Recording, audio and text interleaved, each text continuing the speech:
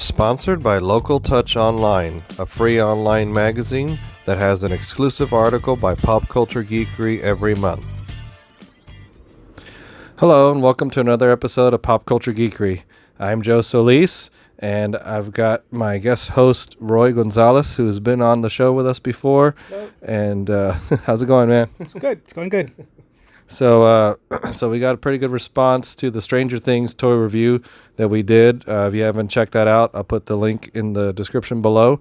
So we've got the upcoming movie It 2, is that, or It Part 2? What is it called? Okay, there you go. Yeah, It Chapter 2.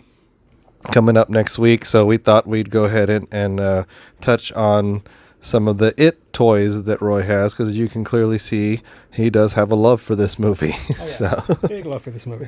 Can't wait for the movie. I've got to say, your Stranger Things collection was pretty impressive, but this one being more of a singular focus character, I think is pretty impressive as well. So why don't we start off by just giving a little summary of why is It such a big deal for you? Okay. Well, my love for it actually started in the early 90s when they did a miniseries on NBC. Actually, the original one starred Tim Curry, famous from a bunch of different movies. But he played Pennywise in the original movie. It also starred Jonathan Brandis, Seth Green, and a couple other up-and-coming stars. For a network show, for a miniseries, it was still pretty creepy. I remember as a kid watching it and just enjoying the production value they put into it, the costumes, special effects, practical effects, and of course, Tim Curry is just amazing as Pennywise. He didn't even need to have the makeup and he would still freak you out. Rocky Horror Picture Show, he played Darkness and Legend. He just has that factor, that horror factor just staring at you. Even in Home Alone 2, when he smiled like the Grinch, I'm like, that was amazing. And so I just I fell in love with it. It creeped me out as a kid and I just became a fan there. And then of course we get, 27 years later, like the almost went the curse from the book itself. You got it coming back into theaters, and they just knocked it out of the park. Everybody thought of, how is this new actor, Bill Skarsgård, who actually comes from a long line of really famous actors. He's got several, I think, brothers, maybe 3 or 4, that are really, really good actors. Oscar nominee, Oscar winning performers. And, so it was like he just came out of nowhere. They said, okay, let's see how he does. And I believe originally it was supposed to be another guy from the, what was that series? Anyways, he was also in the We're the Millers. Really great character, actor and stuff. But, Skarsgård just came in and, oh my God, he just killed it. Like, he did such a great job. And, stepping into the shadow and the shoes of Tim Curry was a huge deal. And I think he did an absolutely amazing job. And as you can see, they just capture it really well. And the fans took to it. He just probably became as popular, if not more popular, than Tim Curry as Pennywise. So it was really neat to see them introduce it to a whole new generation, and and just a whole new love, this whole new culture of different ages just coming into this and just grabbing on and just holding on for this horror ride that Stephen King just did so many years ago. And it just hit home with me, and that's where my love for it comes from. Yeah, and it's definitely, I think you hit it on the head when you said for a new generation. And that's why some of the choices here for the toys that we have, I think, are very appropriate, because Funko Pop is very much part of pop culture now. So for most movies, it's a given that we're going to get some Funko Pops whenever it comes out. So why don't we start with those? You have several Funko Pops here, except for one, a unique one over there, who's the catalyst for the story over here, little Mr. Georgie. Right. Okay. Well, So Funko Pop, if you are not aware, you probably live under a rock, but they're everywhere, and they have exclusive. Every store now has a exclusive. Everyone from like 7-Eleven to GameStop to just about anybody has an exclusive now. So they started off kind of small. I believe it was with like Bob's Burgers was like the initial. They started off with like mascots for restaurants. That was their big one, and then it just grew from there over the years, and the fan base has just been slowly growing, you know. And so yeah, they pretty much they have licenses for several franchises and movies and cartoons and you know anything you can think of. It's probably a Funko Pop, and it's almost a staple of have I made it? Yes, I'm a Funko Pop, you know. And you know they do a lot of things besides just the pops themselves, but I primarily collect these. So one of the first ones that I got with the Pennywise or the It series was the original Tim Curry version over here. That one right there was one of the first ones. I actually added the balloon to him just because he needed the balloon. I connected a balloon to him, so it looks great. And then eventually started collecting some of these later ones. I think this one, these actually came out for this new movie for Chapter 2. Georgie was also part of the first wave of those, and I'm actually missing quite a few, but these are the ones that just really stood out. I'm really mostly interested just in Pennywise, although I do love the kids and that whole relationship in the movie and with the characters and all that. To me, it's all about Pennywise. And so, but Georgie is a must. If I had to get any one of them, Georgie's the one because he is the catalyst of the movie. Opens it up, kind of you see it through the eyes of the child in this movie, of this character, and it just really shows you that nobody's safe. I mean, within no spoilers, I guess, but if you haven't seen this, you need to. Within the first few minutes of the movie, Georgie's dead, and it just lets you know, okay, this movie is going to really freak you out and really give you a nice little scare. You know, it's fun. It's a great movie. So yeah, his character just introduces us to the horror that is Pennywise and how innocence just lost right there. So yeah, so there's that character there. But yeah, this new series here we have you can see from the end of the first chapter, we have the Pennywise with the, I guess what they call spider legs. In the original series, there was a giant spider in the end of the movie. They kind of seem to go more with this. So it's kind of curious to see what they're going to do with this, if they're even going to introduce it into the new film. But this was a pretty cool nod to the original. So we got that one there. And then these just recently came out. All of these here were, some of these were like GameStop exclusives, I believe for the most part. And like, what's that other one? Think Geek had one or two, but they did actually do one with the balloon, which I thought was pretty cool. You got the skateboard. I don't know what the relevance to that is, but we're going to find out. So I don't know it yet, but supposedly it's something that I'm not aware of yet. And then just, of course, the this one from the latest trailer where he's licking the glass, which was an awesome shot in the funhouse. So you got that one there. Yeah, there's definitely a lot. I didn't realize some of these were from the upcoming. That's why I was confused about the skateboard one, but makes sense. Yeah. It's funny though, because I guess sometimes Funko needs to be careful that they might not be spoiling stuff. So, right. Well, and some of these sometimes Funko has a tendency, and this is a good thing for me as a collector. They do a lot of variants. So sometimes they'll do stuff like almost when you see a movie trailer and it has a particular scene that you're like, oh man. And then it doesn't actually happen in the movie. So I'm curious if that's going to be this kind of thing. But I think it's going to play into it. I have no idea what it means. I don't know the relevance. But just from the trailers alone, I'm really excited to see this, even though they did not show this particular scene. So we'll see. Yeah. Yeah, so the Funko Pops, I think one of the strengths, like you said, is that they capture that almost like that single moment or that single idea, single concept in the one pose, because obviously that's their thing. They don't really come with accessories.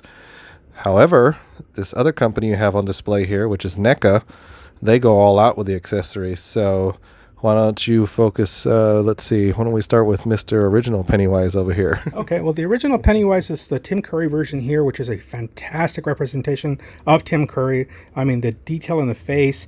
He came with some great accessories, actually. He comes with this great bouquet of balloons that he has in the movie. If you remember, when I believe John Ritter's character is driving through Derry in the cab, he runs into Pennywise just standing on the side of the road. And this is an iconic scene from that movie. I mean, they absolutely nailed it. NECA is king right now, I think, of accessories. He comes with the multiple heads. You've got just the straight face Pennywise. You've got this is battery acid Pennywise face where half his face is melted. And then you've got, I believe, one of the kind of laughing faces over there. And then, of course, he comes with his monster hands and as well as some other open hands, just so that you can get a really cool posability out of them. And they're great for photos. I love taking photos of this guy. It's just the mood that you can set just does with this is fantastic, and with all those different accessories, it makes for some really fun shots. He did also come with a paper boat from the original miniseries. It's kind of hard to see, but it was paper. That was kind of a letdown, but they did do a better job, I think, on the newer version we'll talk about here in just a second. But yeah, I mean, he's just chock full of accessories, his posability, the points of articulation, the sculpt, the paint job application. I mean, absolutely fantastic. And the balloons, I mean, I love the balloons. They look like real balloons, and they're just fun. And the wire they have to hold them up, they're actually kind of heavy, but they did a really good job with the wire work to keep those balloons standing. So I thought that was pretty neat. And the box art is just amazing. It's just absolutely stunning. Looks, I believe that's the VHS cover, actually, that they did for the miniseries. Oh yeah, I remember that one well. And so let's move on to the modern Pennywise over here on the right. So what you got going on with this one? All right, so NECA again, they just knocked out of the park. They nailed it with this one with the Skarsgård version of Pennywise. This one was the first one that came out. Again, fantastic job on paint application, fantastic job on articulation. All the points, I don't even know how many he has, but everything from the knees to the ankles, they rock. His head moves and swivels. The balloon, again, he came with a single balloon, which was more the thing for the new series. It seems like they're just sticking with the red balloons, and I think it actually adds a lot to the creepiness factor. But he always, iconic for that one scene. And then he also has the multiple heads here, along with the multiple hands. So again, just like the Tim Curry version, you get a lot of great photos out of these and just poses and classic scenes that you can set up. Here you can kind of see he has the head that they had in the original ending, of the first film, chapter 1. When he's attacking the children. And then we've got just some kind of straight face ones, just creepiness ones. And we also have this neat little one that lights up for the deadlight. So anybody that's familiar with the series, he does have the deadlight feature, which is really neat. And then there was also the head from the, I believe she's like the flute player in Stan's father's room. I forget what it was, but she comes out of the painting, and so they gave you that great little accessory there. Again, with him, the box art is fantastic. You've got this beautiful art that NECA did. Their packaging is just probably as amazing as the figures themselves, and then just interior art in this is really good. And then they also came out with a bloody version. It's actually a GameStop exclusive. Has a lenticular front on it.